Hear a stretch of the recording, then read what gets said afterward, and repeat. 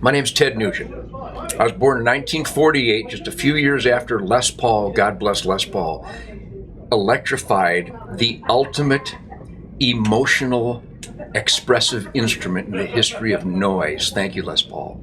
And then, of course, shortly after Les Paul invented it, Bo Diddley and Chuck Berry showed us what to do with it. And of course, Lonnie Mack and Duane Eddy and the Ventures and Dick Dale and the Deltones and all the pioneering founding fathers of electric guitar music.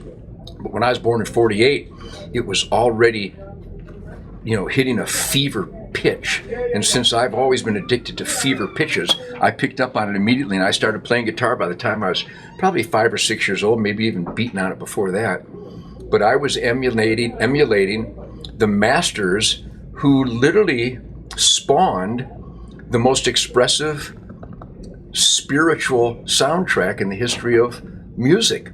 Howlin' Wolf, Muddy Waters, Lightnin' Hopkins, Mose Allison, certainly Bo and Chuck.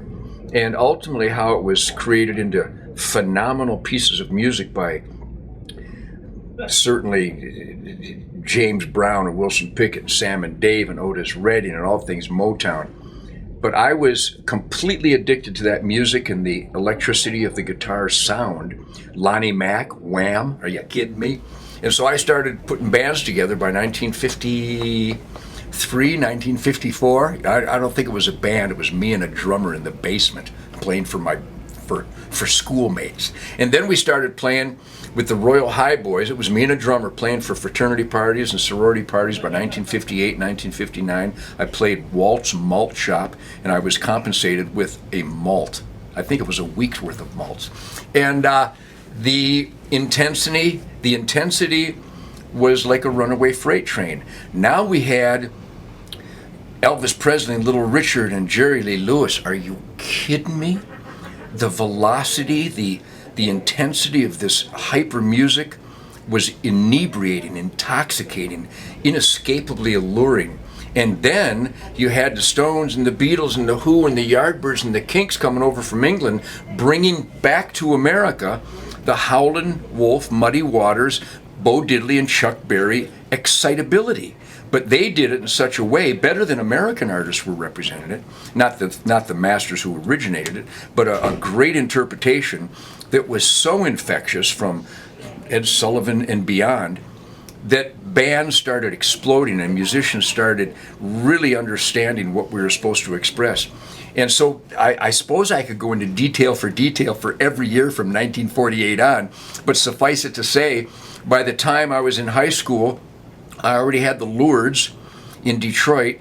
We won the Battle of the Bands, got to open up for the Beau Brummels and the Supremes. Are you kidding me? I didn't even know what to do with this information. So we just played our best Motown Funk Brother music that we possibly could. Mitch Wright and the Detroit Wheels were known as Billy Lee and the Rivieras. And then, of course, that all spawned the Bob Seger and the Brownsville Station and the MC5 and the Rationals and the SRC. I could go on and on with the details, but it just propelled me to want to play with more fire, more passion, more defiance, and take the best of what Bo Diddley and Chuck Berry had created to 2012, where the defiance factor and the uppityness, the spirit, the ferocity of our favorite music is epitomized if you want to insert James Brown at the Tammy Show. Mark, have you ever seen it?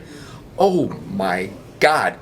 Google James Brown at the TAMMI Show. That's why Derek and I, that's why Mick and Greg and I, that's why the damn Yankees are here. That's why Aerosmith and ZZ Top and Heart and Cheap Trick. That's why all of us are here. That's what inspired us. Van Halen, Sammy Hagar, I could go on. All the artists with the most fire and passion were inspired by everything James Brown and the environs thereof. That fire and love for the music that is purely American, unless you know of a great French rock and roll song, or maybe a German rock and roll. I don't think so, because you have to have unabashed defiance to pursue your happiness, your individual, rugged individual Declaration of Independence musical statement. And without a Declaration of Independence, without a U.S. Constitution and a Bill of Rights, you're not going to create jack shit.